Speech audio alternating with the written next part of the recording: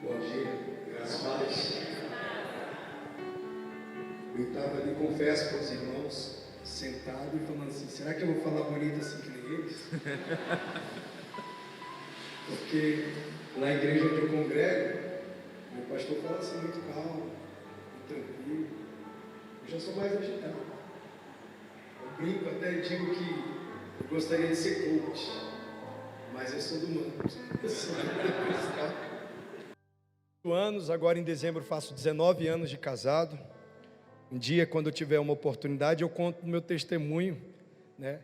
Eu sou pastor dos jovens, sou pastor da intercessão, sou pastor da consolidação. A gente quer pastor, pastoreia um monte de coisa, né, irmão? E o meu chamado foi muito engraçado, porque eu conheci a minha esposa, nós trabalhávamos juntos, ela era minha amiga. E éramos confidenciais, ela me contava as coisas dela, eu contava as minhas coisas para ela. E um dia ela terminou com o namorado dela, eu terminei com a minha namorada. E eu pensei, na minha sabedoria, por que não unir o útil ao agradável? Mas isso me custou muito caro, irmão. Foi muito difícil, porque ela não queria saber de relacionamento comigo. Ela tinha o entendimento que eu era amigo dela, e pronto, e acabou. Mas eu já não via mais isso, irmão. E aí foram longos 2 anos, toda vez que eu chamava ela, nem era para falar, vamos ali no McDonald's, vamos ali no shopping, não, não, falei, você só sabe dizer não? Ela, não. E passou-se o tempo, irmão, e eu tive uma brilhante ideia, eu acho que era minha essa ideia, e eu descobri que ela ia à igreja, e eu falei, já sei, vou para a igreja com ela. Quando eu estiver na igreja, vai ser muito mais fácil, não é verdade? E aí fui para a igreja, irmão. Quando cheguei na igreja, era uma igreja pentecostal. E aí tinha um pessoal que dava umas rodadas, um saía sapateando, outro saía falando em línguas. E eu não fui cultuar, sincero para vocês, eu não fui por causa de Jesus. E quando eu cheguei lá, eu fiquei observando esses detalhes na igreja. E aí eu disse para mim, dizem que os doidos estão lá fora, mas os doidos estão tudo aqui dentro dessa igreja, né? E aí, irmão, não fui a primeira vez, e não já cheguei e falei, aí eu falei, vou mais vezes, né, para ela sentir que eu estou realmente na igreja. Fui na segunda, fui a terceira, a quarta, a quinta, a sexta, a 7ª vez, irmão. Quem lembra daquela canção que diz assim, para a direita, para a esquerda, sem você querer, automaticamente você é movido pela canção, sim ou não? Você está na igreja, para a direita, todo mundo vai para a direita, se você ficar parado, o povo vai te empurrar, não vai? Então eu estava lá, para a direita, para a esquerda, para frente, para trás, e eu falei, sai, esse negócio é contagioso. E aquele dia, irmão, foi engraçado, porque ela disse, acabou o culto, ela disse, olha, vou te dar uma oportunidade. Meu coração disparou. E aí, peguei o ônibus com ela, que a gente não tinha carro ainda, fui até o condomínio dela, parou na frente do condomínio, descemos. Quando chegou na frente do condomínio, olha, eu vim pensando no ônibus, conversando e dizendo, puxa, muito bacana, mas eu acho melhor ainda não. Irmão, aquilo para mim foi como tirar o chão assim, me deram uma rasteira, eu caí, fiquei cabisbaixo, mas aquela foi a minha primeira experiência. Por quê? Porque quando eu saí dali triste, o que eu fui fazer? Buscar a Deus. Cheguei em casa, eu morava só, dobrei meu joelho no pé da cama e disse, ô Deus, se o Senhor existe mesmo, e se você é tudo que aquelas pessoas ficam falando na igreja, eu não sei, eu estou sentindo um negócio meio difícil, meio esquisito, eu nunca senti isso. Será que o Senhor pode me ajudar com esse negócio? Olha só, se o Senhor me ajudar, eu vou continuar nesse caminho aqui. Tira essa dor aqui, tira esse negócio que estou sentindo dentro de mim aqui, que está ruim, tá bom? Valeu, obrigado, hein? Boa noite. E fui dormir, foi a minha oração, irmão. Ela entrava às 9, eu entrava às 10. Quando eu cheguei na igreja, quando eu cheguei no trabalho, a minha informação era essa, ela vai me chamar e eu vou fazer uma de difícil. Foi essa a minha ideia, irmão, chegar no trabalho, se ela viesse falar comigo, pois não, assim, Irmão, mas não aconteceu nada disso. Parece que é incrível. Quando eu pisei o pé na empresa, que eu fui passando, que ela me viu, ela me chamou, Alex. Eu parecia aqueles cachorros quando você dá uma comida legal para ele. Fui desesperado, irmão. Quando eu chego lá, ela fala para mim assim, olha, essa noite foi difícil, eu não consegui dormir, alguma coisa me incomodou, e eu tinha em mim que eu preciso te dar uma oportunidade. Quando ela disse isso, irmão, eu dei um grito, um glória bem alto. Glória a Deus! Ele ouve oração, Ele responde oração. Obrigado, obrigado. Ninguém entendia nada, irmão, porque eu não era crente. E a partir daí, então, eu passei a ser conhecido na igreja, eu passei a ser conhecido no trabalho como Glória. Todo mundo me chamava de Glória, porque eu só vivia dando glória. Glória, glória, tudo era glória. Enfim, irmão, uma outra oportunidade eu conto o resto. Mas vamos fazer 19 anos, eu tenho uma filha de 18, eu tenho um Samuel que tem 14, faz 15, dia 16 agora de novembro, tenho a Vitória de 3 anos, e tem a Luísa, que é uma experiência de milagres, porque antes de eu ter a Vitória, tem um outro testemunho, mas não vou contar, senão não prega a palavra aqui, irmão, vim fazer uma reflexão, estou dizendo assim, sabe, estou impulsionando o Flávio a me chamar outras vezes, brincadeira, nós somos amigos, e temos caminhado juntos, já estivemos no Rio juntos, já estivemos em outros lugares juntos, cultuando a Deus, e é sempre uma honra, Fernando também, já estivemos lá também congregando juntos na Nasci para Deus, e tem sido uma grande bênção, amém? Mas quando a minha esposa teve a Vitória, eu operei, irmão. Homem gosta de operar, irmão? Tem homem aqui que gosta de operar? Não, então, eu não gostei também não. Lutei para não operar, mas operei, e quando eu operei, falei, glória a Deus, que bênção. E aí, irmão, um dia nós estávamos na praça de alimentação, tiramos uma foto, Flávio, Fernando, a família, tiramos uma foto panorâmica, quando sai na foto, a minha filha Vitória, sai 2 Vitórias, nada mais repetiu, só Vitória, minha filha, e posições diferentes, uma Vitória estava de um jeito, e outra Vitória estava de outro jeito, e eu brinquei com a minha esposa, e é gêmeos, hein, ela está amarrado, e aí, irmão, 3 meses depois, a minha esposa está grávida, operada. Se não fosse crente, irmão, ia ser difícil. E aí, está grávida. Quando a gente vai acompanhar, ela teve uma dor, passamos no médico, e ela teve que fazer uma cirurgia de emergência, porque o bebê estava na trompa. E aí, removeu a trompa e para a gente foi triste, mas parecia ter acabado ali. Um mês depois ela continua com os mesmos sintomas de gravidez e vamos passar no médico, o médico falou, não, é o hormônio ainda que está e tal, ele falou, não doutor, eu sei o que é ter filho doutor, eu sei e tal, e o médico relutou e passou um exame, fez um exame, quando fez a ultrassom, o médico falou, tem um pezinho, tem uma mãozinha, e aí surgiu a Luísa, ou seja, aquela foto dupla era um sinal de Deus que eram gêmeos, mesmo operado, Deus opera. Você já viu aquele texto, não é heresia não, irmão, mas vou dizer para vocês, só para você ter uma ideia, Isaías 43, lá diz o que no versículo 13, operando, Deus quer imperar, o meu é assim, operado, Deus opera, não vai impedir, não tem impedimento, mas amém. Muito bom estar aqui, sou grato ao Fernando, a Deus. Eu queria compartilhar uma reflexão rápida com os irmãos, que está em 2 Crônicas, no capítulo 20. O fato de estar aqui é uma alegria. Quem gosta de boas notícias? 2 pessoas, olha, já está bom, 2 já está bom, não é verdade? 2 pessoas. Vou perguntar de novo para dar uma chance de aumentar para 4. Quem é que gosta de boas notícias? Eu não sei se vocês foram informados, mas provavelmente a igreja sempre já tem a data do pastor marcado lá. E a gente já pensa, vamos para a igreja, vai ter bolo, vai ter guaraná, vai ter alguma coisa, vamos lá que é festa do pastor. E todo mundo se alegra, né? O Fernando falou para mim, hoje todo mundo vem para a igreja. Eu falei, claro, é a festa do mestre, né? E aí, A boa notícia, ela sempre nos empolga, sempre nos dá a expectativa de que algo bom vai acontecer, não é verdade? Isso é bom. Mas a minha pergunta para você é: e quando você se depara com a notícia ruim? Como é que você lida com isso? Como é que você lida com a notícia ruim? É fácil? É fácil? Não.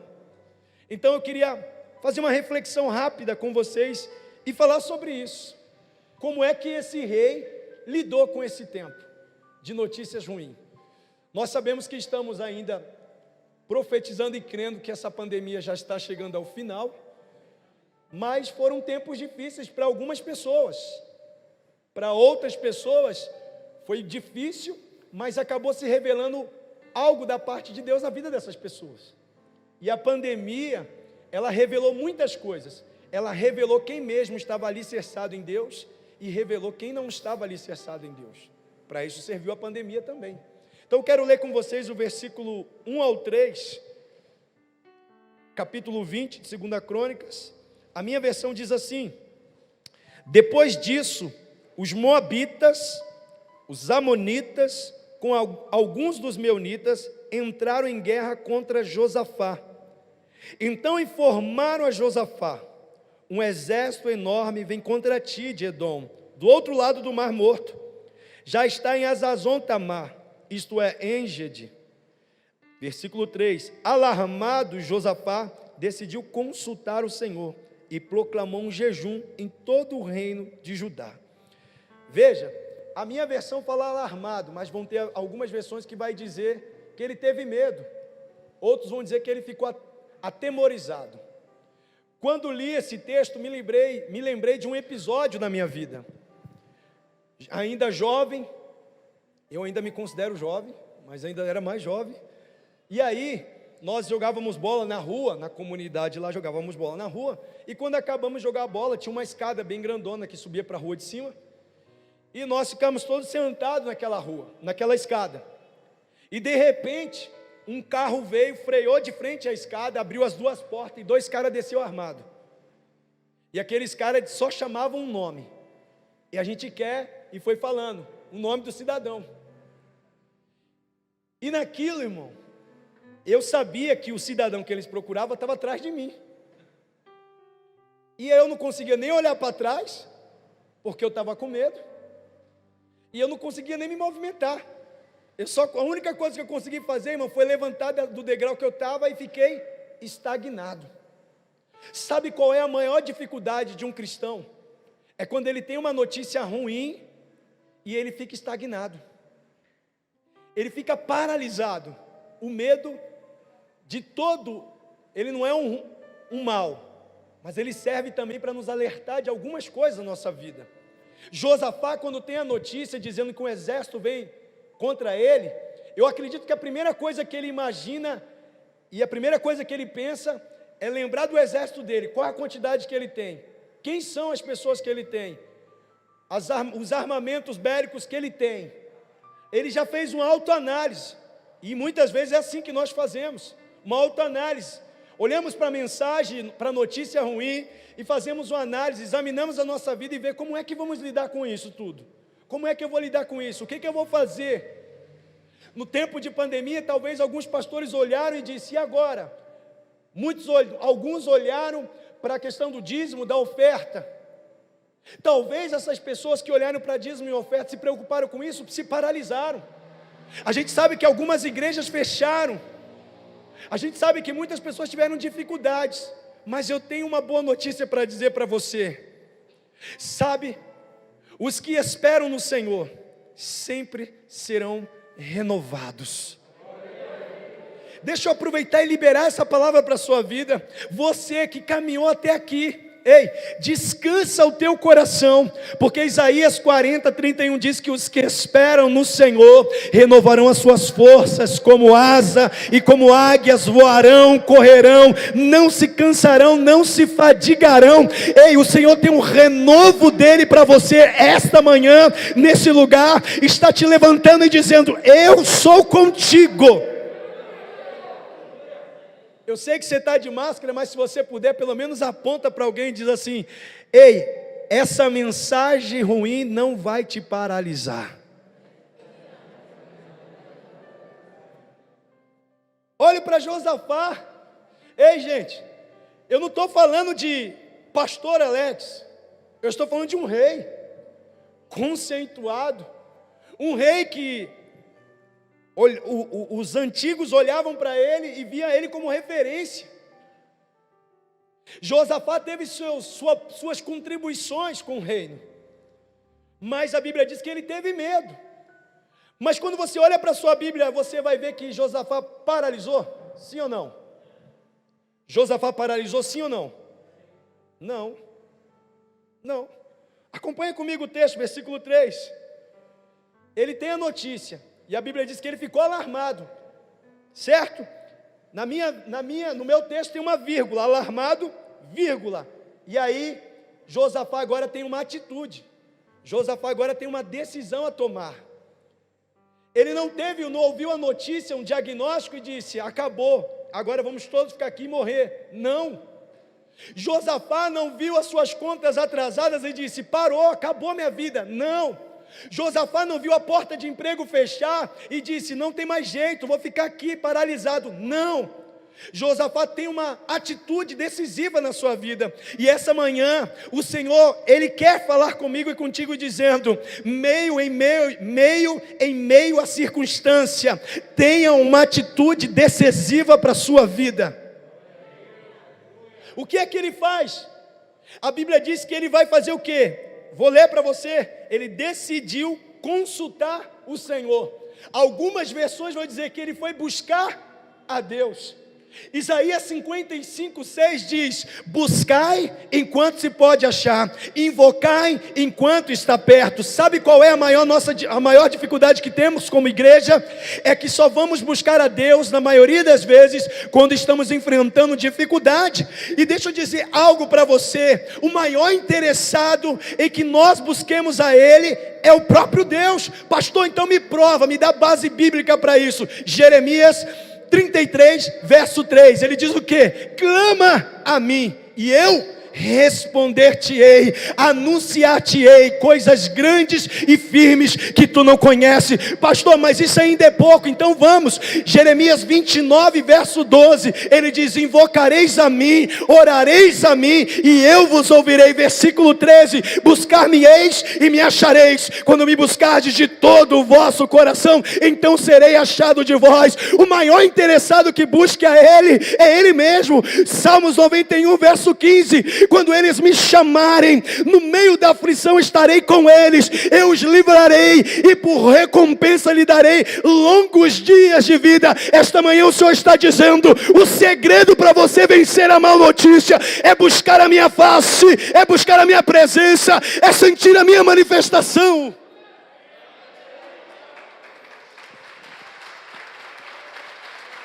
Aleluia.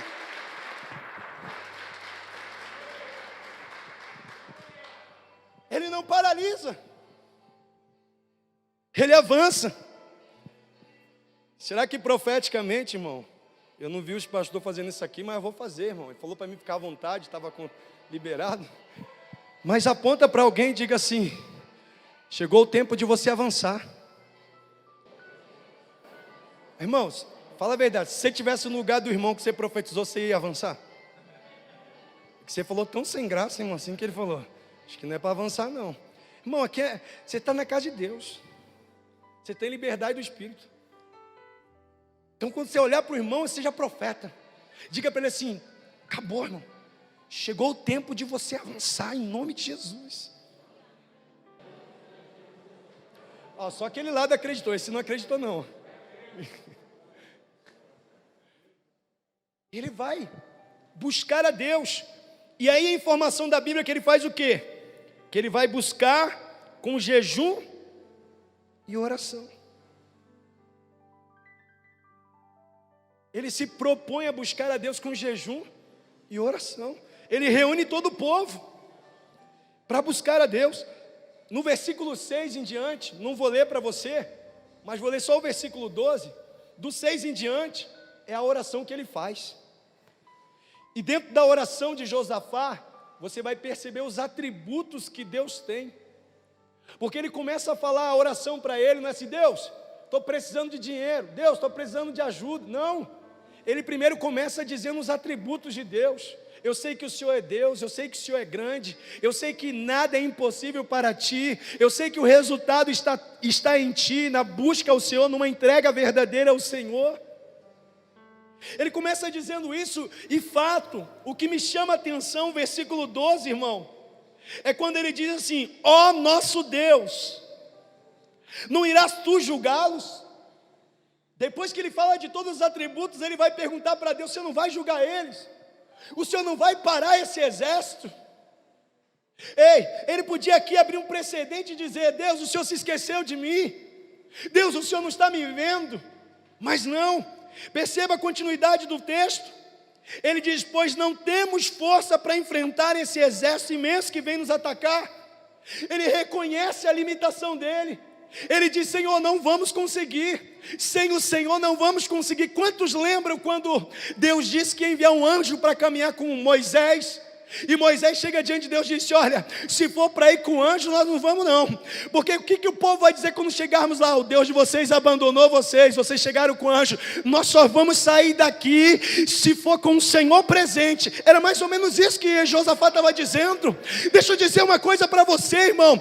Como é que você lida com a presença de Deus? Como é que você lida com isso? A Bíblia diz que 20 anos a arca ficou na casa de Abinadab e nada mudou, nada aconteceu. A Bíblia diz que Davi vai buscar a arca, busca e transporta a arca de uma forma relaxada, não foi da forma que Deus mandou. E então quando a carroça, o boi tropeça, alguém vai pôr a mão usar, e o que acontece? Ele é fulminado. Mas alguém que estava ali, humilde, sem saber o que estava acontecendo, estrangeiro, Davi chega e diz: vou colocar a arca aqui. Ele recebe, ele reverencia a presença de Deus. A casa dele era pequena, mas ele estava ali, é de um Deus, é um Senhor que está aqui. E a Bíblia diz que 3 meses depois, quanto tempo? A história de Obed-Edom mudou. Como é que você tem reverenciado a presença de Deus? O que é que você tem feito? Versículo 12, terceiro ponto do versículo 12, ele diz: não sabemos o que fazer, mas os nossos olhos se voltam para ti. Sabe o que ele está dizendo, Josafá? O que o Salmo 121 diz: eleva os meus olhos para o alto. A pergunta do salmista: de onde virá meu socorro? Meu socorro vem do Senhor, Criador dos céus e da terra. Que tipo de pergunta você tem feito a Deus nas suas orações? Primeiramente, ele levanta os olhos aos céus. Ei, Senhor, se o Senhor não for julgar eles, nós não temos força para vencer eles. Mas não vai ser isso que vai fazer que nós deixamos de acreditar em Ti. Os nossos olhos todos os dias estão postos em Ti. Nós não vamos desistir, Deus. Nós não vamos desistir. Está difícil? Tá, mas não vamos desistir. Deus, está difícil? Tá, não vamos retroceder. Sabe por quê? Porque nós não somos daqueles que retrocedem. Quando termina a oração de Josafá, no versículo 14, a Bíblia diz que o Espírito do Senhor veio sobre o profeta Jaziel. Era um profeta novo, mas o Espírito veio sobre ele. E ele começa a manifestar a excelência e a graça de Deus. E aqui eu quero falar de 3 lições para mim terminar, que eu aprendo dentro desse texto. Primeira lição que eu aprendo, versículo 15. Se você puder, olhe comigo. Sabe qual é a maior dificuldade da igreja do século 21? Sabe qual é a maior dificuldade da igreja do século 21? É que quase todos os dias a gente escuta mensagens, lê a Bíblia, mas não se atentamos para o que Deus está falando. Perceba que quando o profeta recebe o Espírito de Deus, E quando ele vai se pronunciar ao povo, o que é que ele diz? Olhe comigo o versículo 15. A minha versão diz assim: e ele disse: escutem. Sabe o que às vezes falta para mim e para você? É escutar. Por que escutar, pastor? Porque Romanos 10, 17 diz que a fé vem pelo... Então quando você ouve, quando você escuta, a esperança começa a surgir dentro de você. A sua fé começa a ser aumentada. Deixa eu dizer uma coisa para você. Talvez você chegou aqui e só você sabe como está a sua luta. Só você sabe como está a peleja. É você e Deus. É você e Deus. Mas eu vim ser um porta-voz mesmo em meio ao aniversário do meu amigo. Eu vim ser um porta-voz na sua vida e dizer para você: pode estar tudo parecendo difícil, mas pare um minuto e escute, porque o que Deus tem para fazer e para falar precisa se ouvir primeiro. O texto diz: escutem todos que vivem, ou todos que habitam, ou todos que congreguem na comunidade da graça. Assim lhe diz o Senhor, comunidade da graça: não tenha medo, nem fiquem desanimados por causa desse exército enorme, pois a batalha não é de vocês, mas de Deus. Eu não sei como você chegou até aqui depois desses 7 meses, 8 meses, mas eu sei o que Deus está dizendo para mim e para você essa manhã. Ele está dizendo: não tenha medo e nem fiquem desanimados. Essa batalha não é sua. Vou repetir, irmão: essa batalha não é sua. Essa batalha não é sua. Essa peleja não é sua. Ei, esse desânimo não pertence a você. Ei, eu estou dizendo para você: não tenha medo, nem fique desanimado, porque essa peleja não é sua, é do seu Deus. É do seu Deus. Primeira lição: diga para alguém: nós precisamos ouvir mais. Vou falar mais alto que vocês não ouviram não. Nós precisamos ouvir mais. Ei, sabe o que diz Tiago 1:22? Não seja somente ouvintes, mas praticantes. O Senhor não está dizendo só para você ouvir e ficar sentado de braços cruzados. O Senhor está dizendo para você ouvir e agora praticar o que você está ouvindo. E o que você ouviu? Não tenha medo, nem fique desanimado. Então levanta, irmão, segue o seu rumo, vai em direção ao teu propósito. Filipenses 3:13, Paulo diz isso: já não me julgo ter alcançado, mas uma coisa eu faço, me esquecendo das coisas que ficaram para trás, eu prossigo para o alvo. O Senhor está te chamando esta manhã e dizendo: chegou a hora de você levantar e prosseguir em direção ao alvo, crente. É isso que ele está dizendo. Segunda lição. Olhe comigo o versículo 16. Primeira coisa que eu vou perguntar antes de ler o 16. Por que chegamos a esse contexto? Porque Josafá estava com medo do exército. Sim ou não? Sim ou não? Vocês estão comigo ou não? Então vamos lá, está na Bíblia. Acompanha comigo aí na Bíblia. Josafá estava com medo. Mas assim, eu sei que deve ser chato isso, irmão, mas eu vou pedir para você fazer. Olha para o teu irmão no olho dele aí, que ele não está de máscara no olho, amém?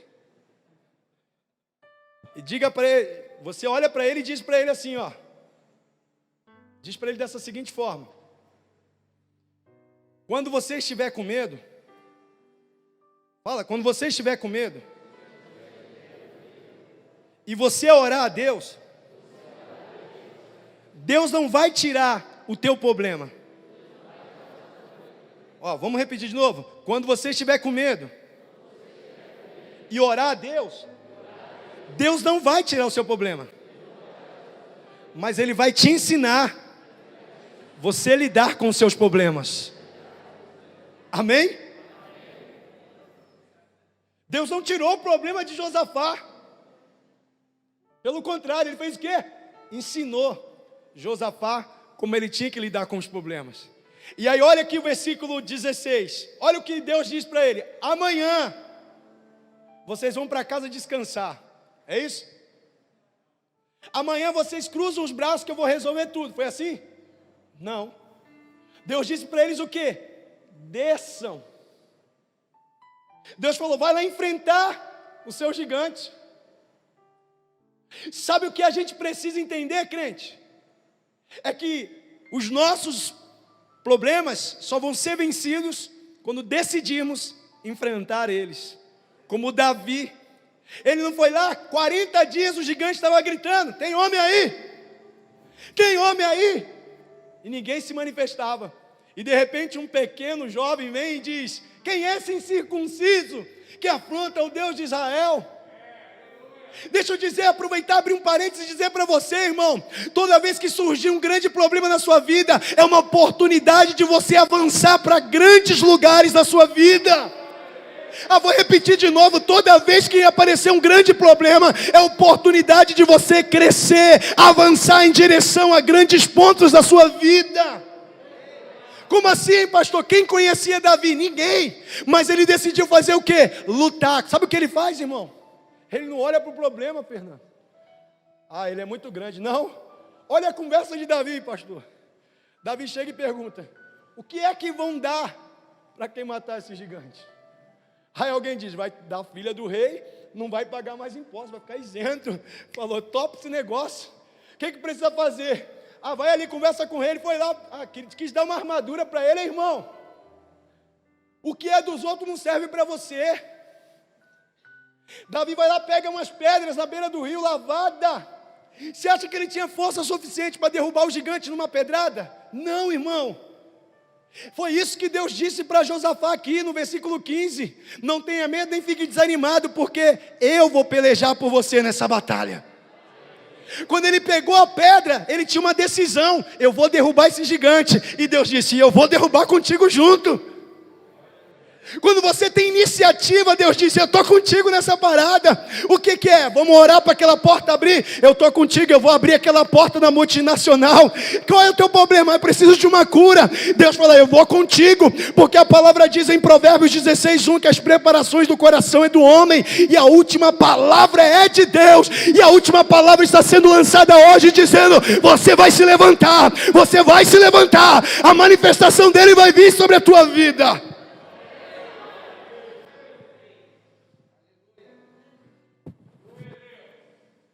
Desçam. Acompanha comigo, irmão. Segunda lição: desçam. Quem quer subir, primeiro tem que. Quem quer subir, primeiro tem que descer. Desçam. Olha que interessante. Desçam contra eles. Mas Deus, eu orei para o Senhor resolver isso, Deus. Deus disse: desce contra eles. Não, Senhor, eles são muitos. Desce contra eles. Porque eu pedi para vocês escutarem, para que a esperança entrasse no seu coração, você entendesse que eu vou estar contigo nessa peleja. Ele disse: desça contra eles. E olha que profético, irmão. E eis que virão pela subida de Ziz, e vocês o encontrarão no fim. Vocês o encontrarão no fim? Profético. Pegou não, irmão? Quando eles desceram para lutar contra o exército que vinha contra eles, já havia uma palavra liberada: é o final, é o fim do vale. Depois do vale, é um tempo de recomeço, é um tempo de anunciar as coisas novas da vida. No fim do vale, o que eles podiam dizer? Não vamos não, vamos desistir. Mas eles vão. O Senhor está dizendo para você hoje: levanta, vai em frente, avança, avança. Olha o texto dizendo. Então a segunda lição é: desçam. Primeira, Deus diz: escute. Primeira coisa que Deus está dizendo: escute. Segunda, Deus está dando uma direção: desçam. E hoje Deus está fazendo você escutar Porque Ele está te dando uma direção. Talvez aí no seu pensamento você já começou a formular o que você vai precisar fazer. Deus já está te dando uma direção. Em terceiro, versículo 17. Acompanhe comigo. Vocês não precisarão lutar nessa batalha. Terceira lição. Diz assim: tomem suas posições e permaneçam firmes. Sabe você que chamou o pastor e disse que vai entregar sua função? Sabe você que disse que não está aguentando, que não está dando para você? Deus está dizendo diferente para você. Deus está dizendo para você permanecer firme na posição. O socorro não vem do homem, o socorro vem de Deus. Você que falou, não aguento mais, não estou suportando, não consigo lidar com aquela pessoa. Vou entregar o grupo de Gessém, é isso? Vou entregar o grupo. Deus está dizendo, permaneça firme na posição. Ah, pastor te atribuiu uma função, permaneça firme na posição. Pastor, mas você não está entendendo, eu não tenho força. Ei, a força não vem de ti, vem do Senhor. Essa manhã o Senhor está renovando as suas forças. Essa manhã o Senhor está trazendo esperança ao seu coração. Talvez aos seus olhos você não está vendo nada, mas Deus está lá na frente, já vendo a sua vitória. Como assim, pastor? Olha só, a Bíblia diz em 2 Reis, capítulo 6, lá no versículo 12 até em diante, diz assim que um moço levantou bem cedo e viu a casa cercada dos assírios. Ele vai acordar o Senhor e diz assim: ei, Senhor, e agora? O que será de nós, Senhor? E o homem de Deus diz para ele assim: Eliseu, mas são os que estão conosco.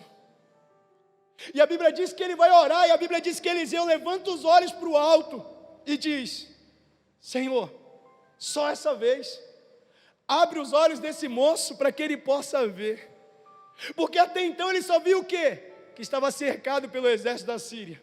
Mas quando Deus abre os olhos dele, irmão, ele tem uma experiência sobrenatural. Por quê, pastor? Porque agora ele passa a ver carruagens e cavaleiros de fogo. Sabe o que Deus estava dizendo para ele? Nessa peleja você não tem que pelejar. Eu já enviei a providência para você. Você só precisa ter iniciativa e posicionamento, porque o resto eu vou fazer por você. Se posicione, acenda a sua fé dentro do seu coração. O Salmo 125 diz que os que confiam no Senhor são como os montes de Sião, não se abalam, mas permanecem para sempre. Será que aqui nessa igreja, nessa comunidade, tem alguém que está incendiado de fé, que está dizendo: eu vou te atropelar, Satanás, porque eu vou direto para o meu propósito, a minha vitória, ela já vem em nome de Jesus.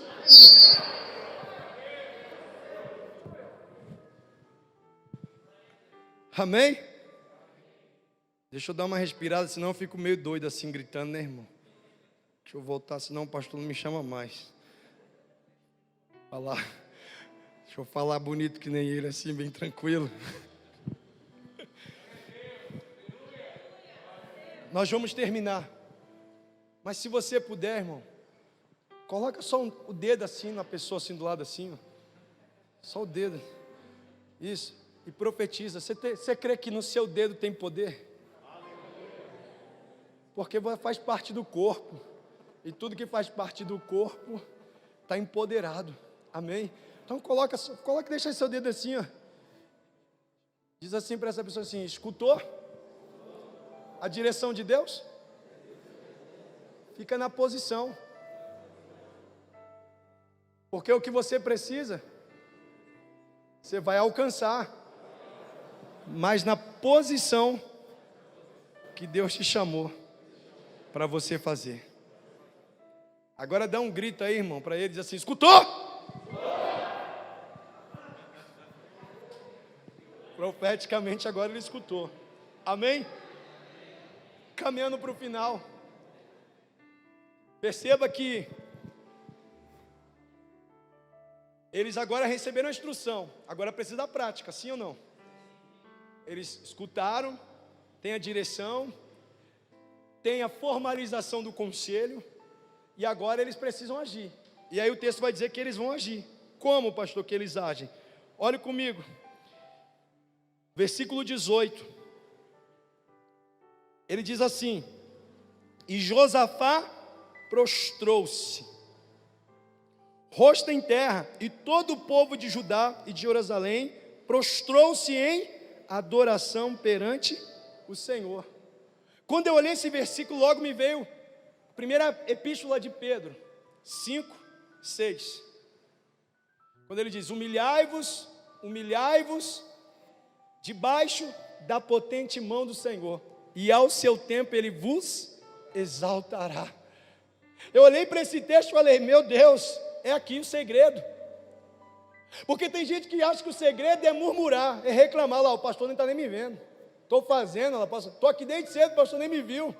Ei, irmão, esse sentimento é medíocre. Isso é uma visão de gafanhoto. Porque se o pastor te vê ou não te vê, isso não é tão importante. Porque quem te chamou não foi o pastor, foi Jesus. E com certeza ele está vendo o que você está fazendo. Perceba que Josafá não vai murmurar dizendo: Deus, mano, orei para Deus e Deus mandou vir lutar contra esses homens. Não, ele entendeu que o segredo estava na alegria. O segredo estava, como disse lá em Neemias: a alegria do Senhor é a nossa força. Você está entendendo? Quanto mais você se dispor de alegria, de esperança, mais Deus vai agir na sua vida, na sua história. Esse negócio de andar de cabisbaixo, irmão, tinha aquele desenho, que isso aí revela a idade, esse desenho, irmão, que tem uma hiena e o leão. Ó vida, ó céus, né? Alguém lembra disso? O Hard, né? Tá vendo? Só a gente que é velho. Entende? Mas o que ele vai fazer? Ele vai adorar. Qual é a atitude do rei agora? Adorar. O que é que está faltando para a gente? Adorar. O que é que precisamos direcionar a Deus? Adoração. Eu não sei se pode, o ministério de louvor vai poder, não. Se o pastor liberou, está liberado, irmão. Se o ministério de louvor puder vir aqui fazer uns 2 gritos ali, já passei do horário, já entendi, irmão, vou terminar. Esse irmão ali já está me olhando ali dentro da cabine ali. Vou acabar agora, irmão, só 1 minuto só. Ele adora. Agora, eu queria que você lesse esse versículo comigo. Os irmãos tinham desmontado tudo, irmão. Olha só, o ruim de pastor visitante é isso, irmão. Quebra todas as regras. Mas olha só, se a igreja puder, leia comigo o versículo 20. Você abre aí seu versículo 20, 2 Crônicas 20, 20.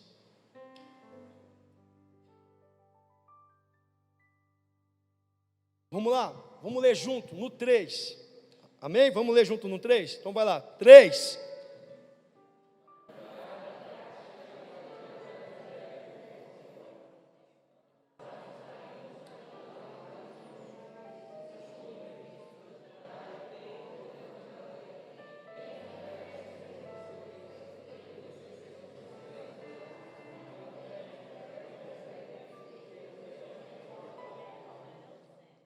E depois de consultar o povo, Josafá nomeou alguns homens para cantarem ao Senhor, e o louvaram pelo esplendor da sua santidade, indo à frente do exército, cantando. Sabe o que é interessante, irmão? Pode olhar aqui, examina aqui, irmão. Examina aqui. Não tem, o exército que vai aqui à frente não é o exército que tem armas. O exército que vai aqui na frente é os caras que estão com os instrumentos, é os caras que cantam, é o time de adoração que vai à frente, é o time de cantor. E sabe o que acontece? Versículo 22, quando começaram a cantar e a entoar louvores, o Senhor preparou uma emboscada contra os homens de Amon, de Moabe e dos montes Seir, que estavam invadindo Judá, e eles foram derrotados.